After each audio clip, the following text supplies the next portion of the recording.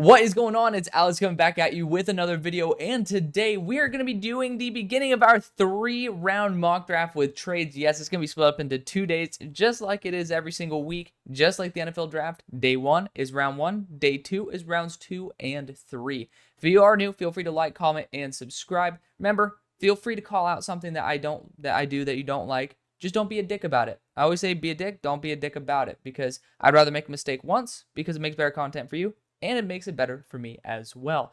Below my face is my board. It is extremely unique, but it's 100% honest. You're not going to like it, but you might find some things that you do like. At the end of the day, I challenge every single YouTuber to put their God-honest list out there, unless they're going to be faking it and trying to copy other people. But that's okay. We love them anyways. Let's get in on this. So, start out with the number 1 overall pick with the Carolina Panthers. I want to be able to trade out of this pick because Canales, the way he's already declined trade offers, I don't know if he's going to want to trade Bryce away. And I kind of want to spend an extra week where, we kind of test the theory out that they don't. Because I've done the past 2 weeks of trades with the Panthers going after a quarterback at 1. Now, I think Will Johnson would create arguably the best corner duo in the NFL with J.C. Horn. However, I also want to emphasize that there's probably one probable first-round quarterback and one that probably is worth the number 1 pick. If his talent continues to maintain a steady level and continue to improve the processor the way that he has been playing, Cam Ward is the guy. He is. And you're looking at a team like the Giants sitting here at 2, and it's like, man, they're definitely going to be my team that I end up going after a quarterback for. But I want to shake things up a little bit. There's a team that was pretty much praying for Jaden Daniels to fall to them because their coach ended up coaching him at Arizona State. I think the Raiders have noticeable issues that we can address. However, I also think that there's a cohesion issue that I personally believe that the Raiders can solve far more with a quarterback that actually keeps guys alive in the game than simply, trying to go after another value quarterback. And so we're going to make the trade. I haven't done this yet, and it's something I've been wanting to try to do, and we do mock drafts every single week. If you guys really hate it, feel free to express that, of course, but also understand that we do this for fun, but also to test out new theories. And obviously, so to take a 2026 first-round pick, that's what it takes to do this. But I do believe that there is a high likelihood that there's a future first and maybe a 3rd round pick involved in this. I don't like doing the first and the 2nd round pick. To me, I just don't really believe that teams would overload that type of trade capital to move up to 1. Now they might, but feel free to adjust that in your own mind. Like maybe you could toss in another future pick there as well. But Carolina Panthers move up to pick number 1. No, Carolina Panthers move down to pick number 6, and the Raiders move up to pick number 1 for the number 1 quarterback in the class. That is Cam Ward. You talk about all the other quarterbacks, and we'll have plenty of time to talk about them over the next 2 videos.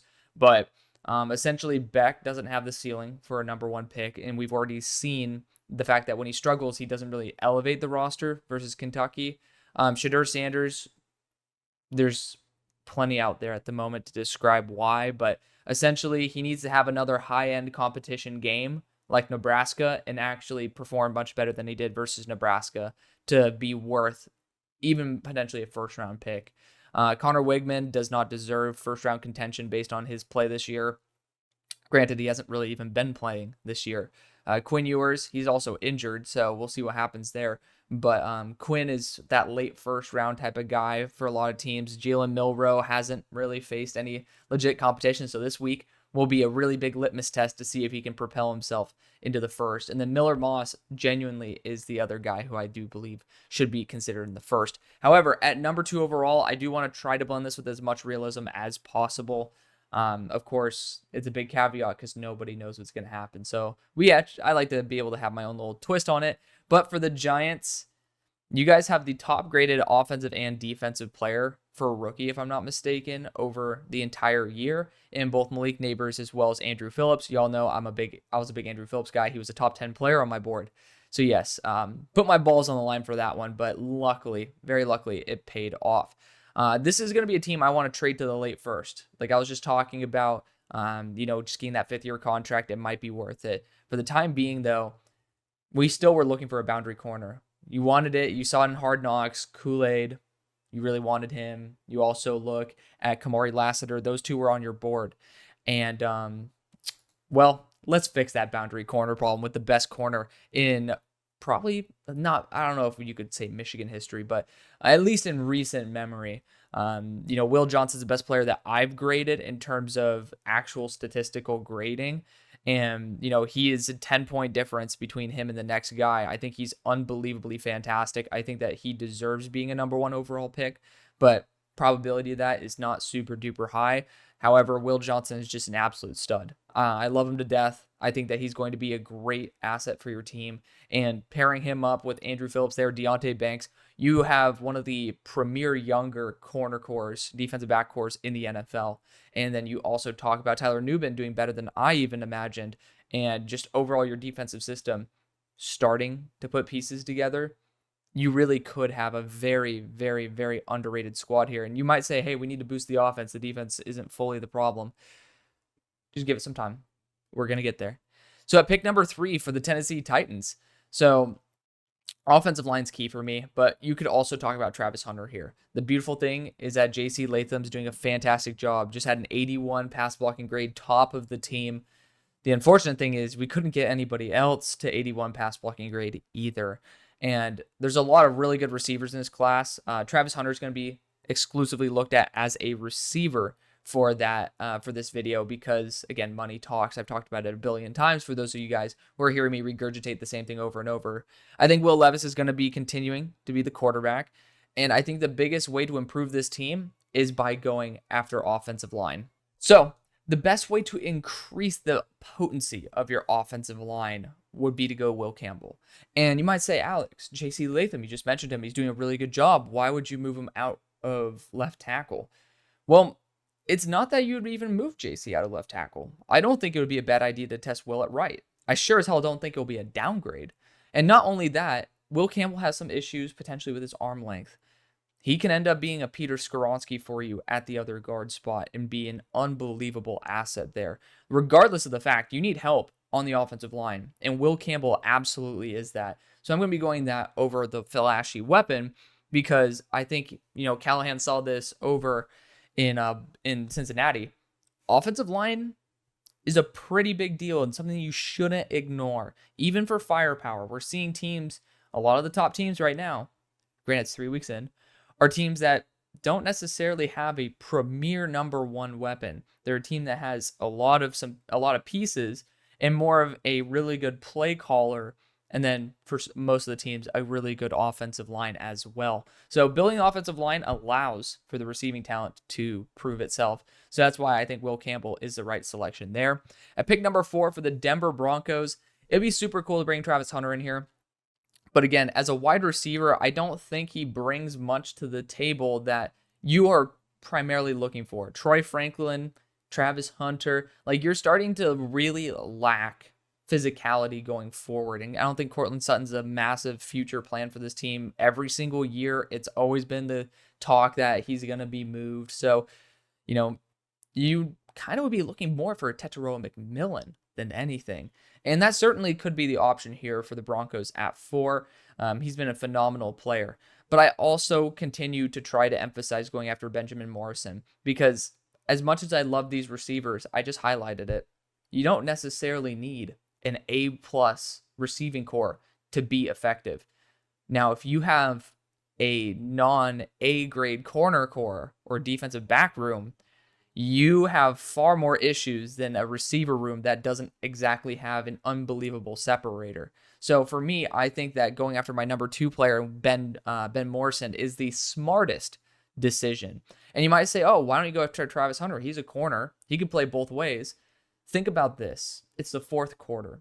And Travis Hunter's been playing both sides of the ball. Let's not even take into account the amount of extra preparation you have to be able to understand both of the playbooks. But Travis Hunter, he's been playing the whole game. He's at 75% fatigue. Not even down to really low energy, or I should have said 75% energy. A little bit fatigue there. He's not even, we're not even taking the probable case where he's going to be much, much more gassed than what it appears to be. And then you have a wide receiver, Justin Jefferson, Devontae Adams, you name it, Xavier Worthy even, who is at 90%, 95%, because he hasn't been playing every rep. And then just that little difference in fatigue could create a small passing lane that's, rather than 2 inches wide, is a foot wide.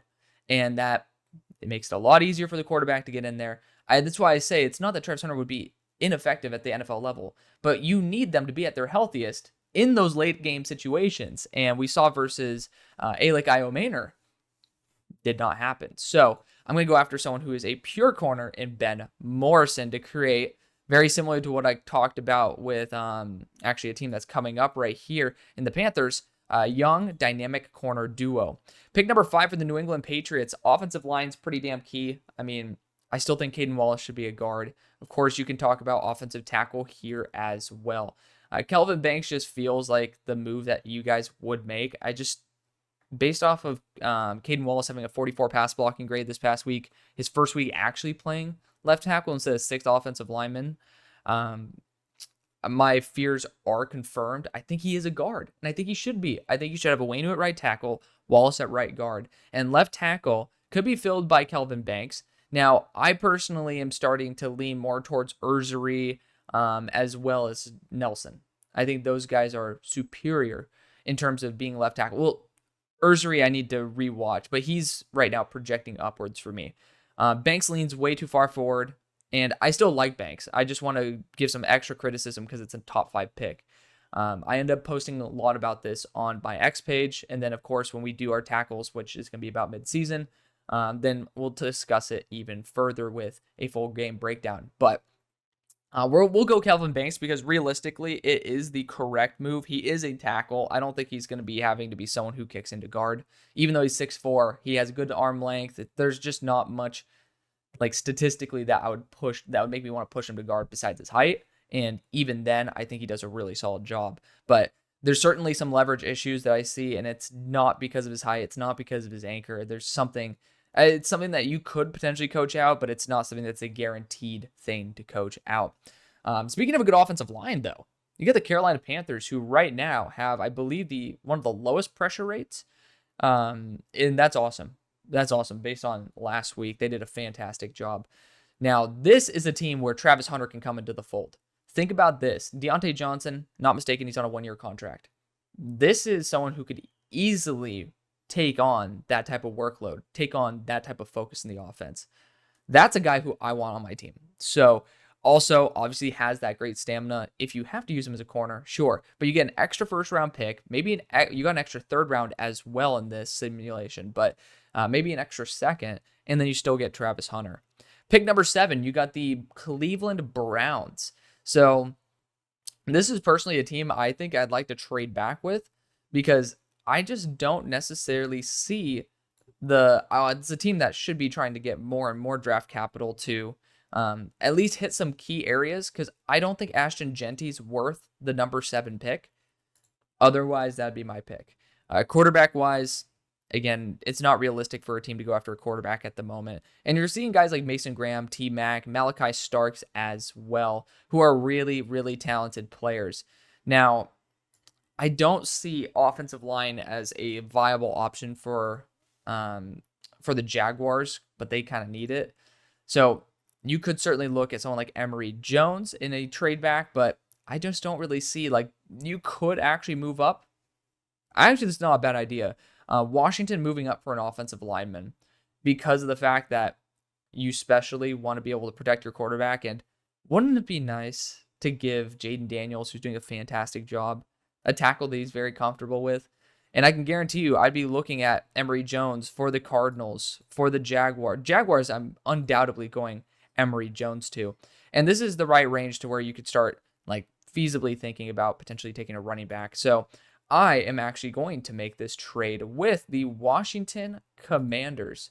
And I think that this will be more of a future draft pick selection just because, look at the amount of picks that you guys have. Like, it's kind of ridiculous. So, I mean, technically you could ask for like that 3rd round pick and then give them a 5th. But we're just going to assume maybe it's going to be a 2026 3rd round pick to move up to this spot, which I think is totally worth it because of the fact that I really do love Emory Jones, my number 17 player in the class. But most importantly, this team needs extra offensive line help.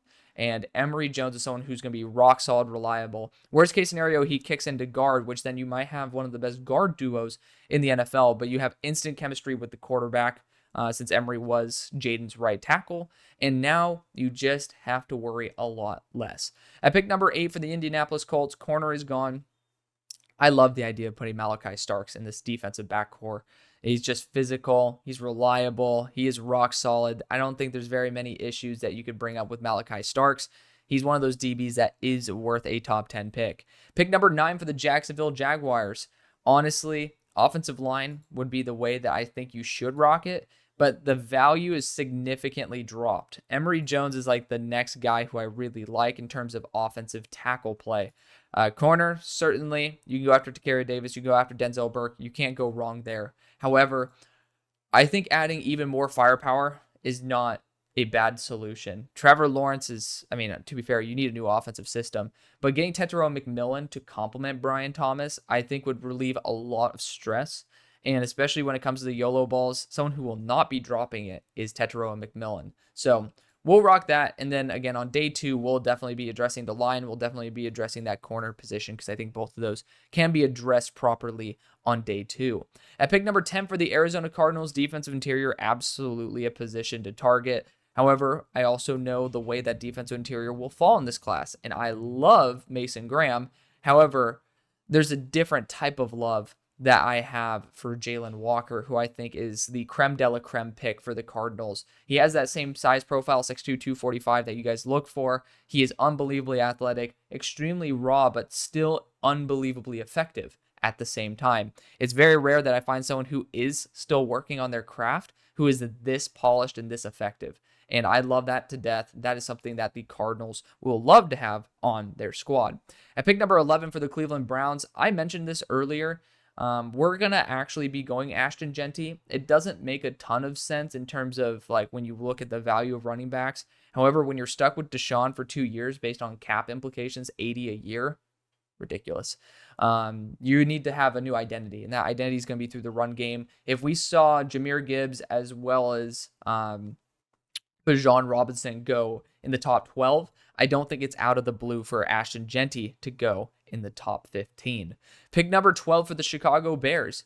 Honestly, if Mason Graham's here, I think we got to take him, pair him up there with Gervin Dexter for the future, and just have unbelievable pressure from both the inside of the offensive line as well as from those edge rushers. Mason Graham's going to be my pick in a heartbeat. Offensive line, you need to address it. It's coming, guys. Do not reach when you could end up still addressing those issues with really good value on day 2. And maybe we might even trade up to the end of the first. You guys stay tuned for that as well, because the Bears are a team I do like moving up with. I digress. At pick number 13 for the Miami Dolphins, you got Luther Burden here. Kind of hard to pass on him at this point. You do need to add some extra firepower for the future with Tyreek Hill coming up due in the near future. So I do think that Luther Burden, especially with the after the catch ability and with how quick this offense operates, probably going to be the most logical way to go. Now we'll see what happens with the quarterback situation. Otherwise, I think Miller Moss wouldn't be horrible in this system. I think I just would prefer him in a little bit more like of a Joe Burrow type of system rather than Shanahan style, or like a Callahan style over just a, Mike McDaniel style. But Luther Burden's probably going to be my guy. I wish that we could go offensive line. Again, don't force a need. And then, interior offensive line, just not the value at this point, even though I love 2 of them. Regardless, Luther Burden's a great player, and it's a very logical selection for him to be going in the top 15. So I'm going to be rocking it. At pick 14 for the Los Angeles Rams. This is a team that I think, I've been saying this, they're Tacario Davis's dream team. And when looking at the other teams, I don't really see very many that would be overwhelmingly dying to go after Tacario Davis. I think Denzel Burke's a little bit more up their alley. So I feel perfectly comfortable not taking him at this spot and actually moving back. Because I think the Rams, when they traded that second round pick for Braden Fisk, needs to get a little bit more in terms of return on investment here. And looking at the guys who are available, Nick Scarton's fantastic. And looking at some teams, I mean, technically the Bengals would be in that market, but there's a lot of other players as well. There's a top tier running back that is available, and you could see quite a few teams that might want that. Tight end wise, there is pretty much one clear cut top tight end in this class. And, the Chargers might want to just make a quick jump, because I could easily see that the Buccaneers, rather than going defense, might end up wanting to go after Colston Loveland. So right here, these three teams, 15, 16, 17, all of them could go after a tight end. I don't think that's off the books at all, off the table at all, excuse me. And for that, I think the Rams can get a nice little extra cherry on top with the Chargers. It's going to be a really short range pick, and I remember it was pick 120 to get from, 15 or 17 to 15. I'm going to pretty much have the exact same value at 117 to move up from 16 to 14. I remember this from the Steelers trading up with the Patriots. So there we go. The Rams got a little extra on top, and then the Chargers got to go up to get their guy. Now, it's not overwhelmingly a need, but this is just a perfect system fit. You get an extra weapon for Herbert. He's a good blocker as well for his size. I think it's the right move. At pick number 15 for the Tampa Bay Buccaneers, edge rusher is going to be the way to go. If you don't get an offensive weapon like Loveland at this point, it's pretty much prime time edge rusher. And you got all the options on the table for you. Take off the defensive interior, buddy. And you got James Pierce, Mikael Williams, Nick Scarton. Nick doesn't fit the system. You look at the guy who's replacing Joe Tryon, it's Mikael and James. And I think James is just a better player.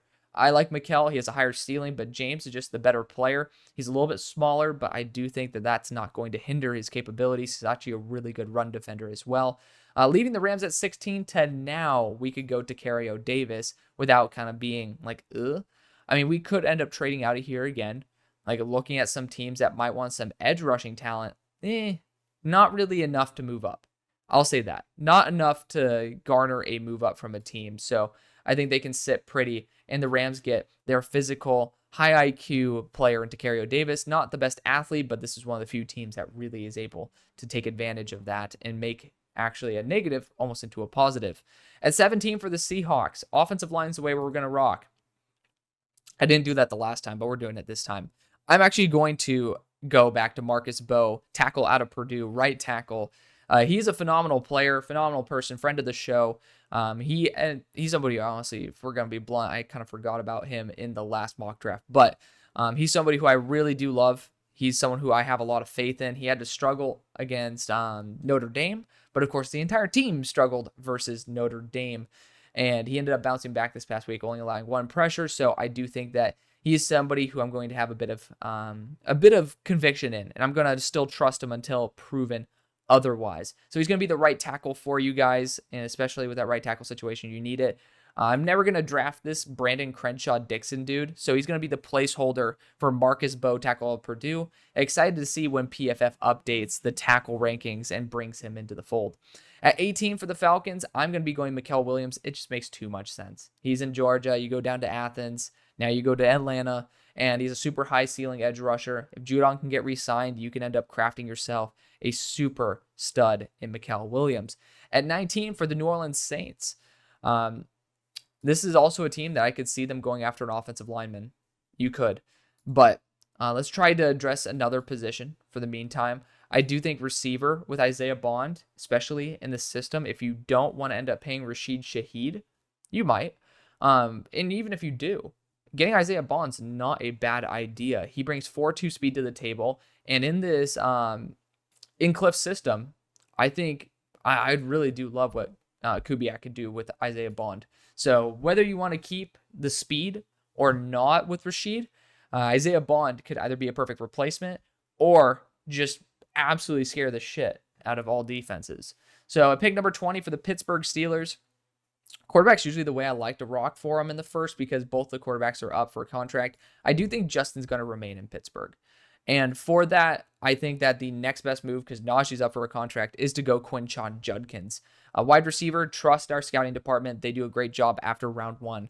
Corner, certainly on the table, especially when you got Denzel Burke, to be fair. I might want to roll the dice differently because I ended up going Quinshon earlier this week as my first round pick for the Steelers. There's some good running backs in round two. Not as good as Denzel, or not as good as Quinshon, but Denzel Burke is just super reliable. We're going to go after the cornerback pick in the first. We'll do it. Pretty much Joey Porter Jr. was a first-round pick as well. He's number 32 pick in a draft with 31 first-round picks. So Denzel Burke's going to be my guy in this one. At pick number 21 for the Cincinnati Bengals, Nick Skelton's been what you guys have been craving, so to speak, at edge rusher. Hard to say no to Quinshon Judkins as well. Nick Skelton's just too good a value at this point, and then you just get to be able to have some extra talent in that edge rushing core, and hopefully Myles Murphy and Nick Skelton could be the duo for the future. At pick number 22 for the Dallas Cowboys, Quinshon Judkins is here. It's impossible to pass on him. You could look at some defensive interior help at this point, but I mean, it's pretty clear cut that getting a top tier running back is the easiest way to alleviate pressure on this offense. Receiver talent is really good in this draft. You don't need to force it if there's going to be a quick answer to a lot of your problems. At 23, Quinshon would have been perfect for the Minnesota Vikings. Did not get that option, but we're still going to be going after corner at this point. And I'm starting to get a little bit more aggressive with my own takes here. Not because like I give a shit about being aggressive, but I'm completely honest, and sometimes I mitigate my honesty because it is a little extreme. But Davison Igbenison might be my selection here. He is perfect for Brian Flores. He's physical, like to almost a detriment physical, but he has really solid ball skills as well. I'm going to take him in the first. We're going to use Jordan Hancock as a placeholder, again, praying for PFF to update that group of guys. But so far, I mean, hey, at least in wide receiver room, they ended up updating it. So it looks like they're starting to address those issues. But this is going to be my number 5 player in the class, Davison Igbenison. At number 24 for the Green Bay Packers. It's a team that I personally don't think has a ton of issues. And you could certainly address, like, I guess you can go after corner as well. There's some good corners in this class. Jason Marshall deserves respect. He doesn't get any first-round love. Siobhan Revell, I'm officially pretty much kicking out of the drafts because he tore his ACL. To be fair, actually, is Siobhan a 5th year? I'm trying to remember if he's a redshirt senior or not. Okay, well, he's a senior. He'll be able to redshirt.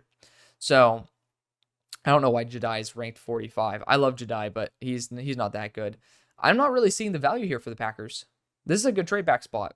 And you got some good quarterbacks on the board. You have some really good offensive linemen as well. And there are some teams that certainly should be looking for said offensive linemen because, I mean, that's just the way we rock here. But especially when it comes to quarterbacks, I could see some teams like the Jets being very interested in them, and that could force some teams like the Giants who want to be able to move up and get their quarterback to get a little bit more aggressive. That being said, it's a pretty big move. It is a big move. So I'm going to look at other options. Harold Perkins, I'm also suggesting is returning. So Siobhan and Harold will both be returning in this. Just got to be honest there. Don't think it's going to happen. But to be fair, you know what would be kind of cool? I know that interior offensive line still is a position you could try to address. You guys have been looking for a center. Myers should be gone after this year, after next. Jonah Savania, right tackle, but actually a lot of people think he's going to be a lot better as a center. And you have instant chemistry there with Jordan Morgan. Let's throw a little curveball here, because I'm gonna probably take him in the first to the Chiefs or something. So he's gonna be going. It's not like I'm like overdrafting the hell out of him, and he is, a lot of people say, suggested as a center. So that's gonna be the long-term vision for him as well. So you get instant chemistry there, back-to-back Arizona offensive linemen who are gonna perform even better on the interior of the offensive line. At pick number 25 for the Houston Texans, defensive interior, probably the way I like to rock. And defensive interior-wise, I love Tyleik Williams. It's going to be the guy who I end up going with. For the Jets at 26, wide receiver certainly on the menu. You could also look at that quarterback for the future. But when you got guys like Emeka Egbuka, Alec Iomaner, there's some really, really, really reliable targets here. You got Jaden Higgins as well, who I adore. Obviously, look at that contested catch rate to drop rate. I know it's only 3 games in, but just saying. He was my number 4 player, I think, for a minute. Based on the fact that he kind of regressed a little bit, he's down at number 35, but still someone who I'm going to continue pounding the table for.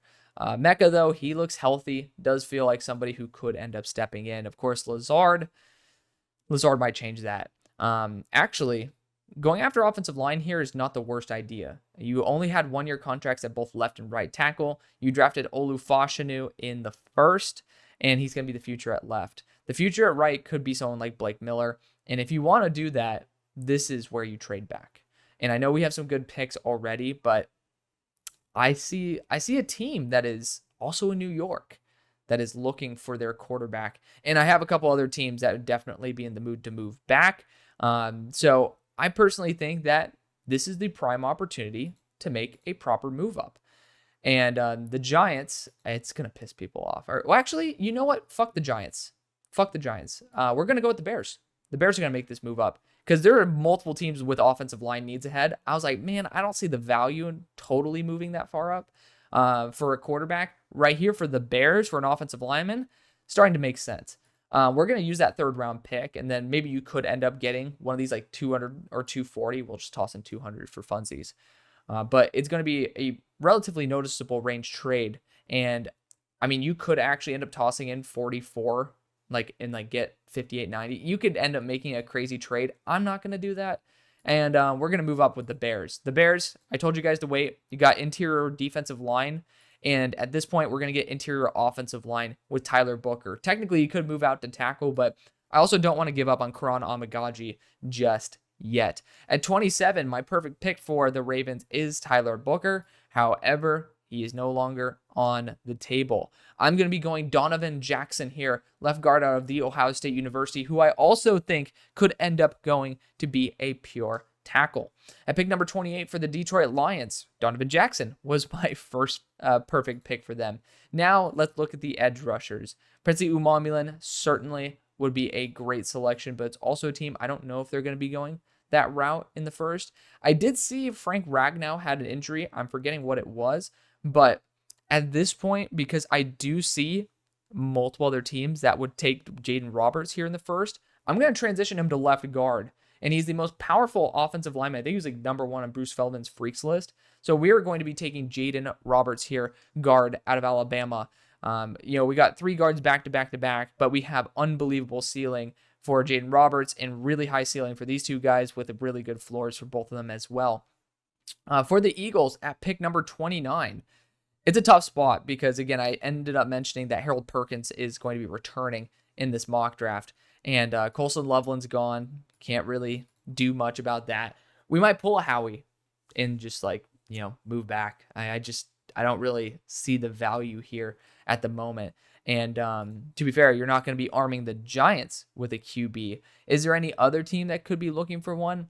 Not within striking range, I don't believe. So, you might want to see who would end up wanting to move up at this point. But you got guys like Arianti Urzuri. And personally, I do think that a team like the Broncos could get aggressive here for their future offensive tackle. Because, again, the Niners and the Chiefs are both going to be teams that are taking them. And, of course, especially if you're the Broncos, giving a middle finger to the Chiefs sounds like a great idea. So we're actually going to trade up with the Denver Broncos here. And Howie's going to be able to flip this. It's going to actually be a future pick, so maybe you could toss in a future 3rd for this. And I think that's going to be super duper smart. Again, I'm going to be using 2026 capital that PFF doesn't allow me to use. So the Broncos end up moving up, and they're going to be selecting their offensive tackle of the future, in Arianti Urzuri, left tackle out of Minnesota, coming off an 89 pass blocking grade, which is huge because he is known to be an elite run blocker who is still developing as a pass blocker. Pick 30 for the Buffalo Bills. Why not get extra firepower in the receiving room with someone like Emeka Egbuka or like Io Maynor? Emeka Egbuka has been healthy. We're going to pray that he remains healthy, and so he'll be worth the 1st round pick. Pick number 31 for the San Francisco 49ers. With 3 corners coming up for contract, not a bad idea to look into the corner core. That being said, I have a couple guys here in Ephesians Brysock and Azariah Thomas who haven't really fully been tested yet, so I doubt that they'd be actually 1st round picks at the moment. But offensive line, you guys are not doing too hot at the moment.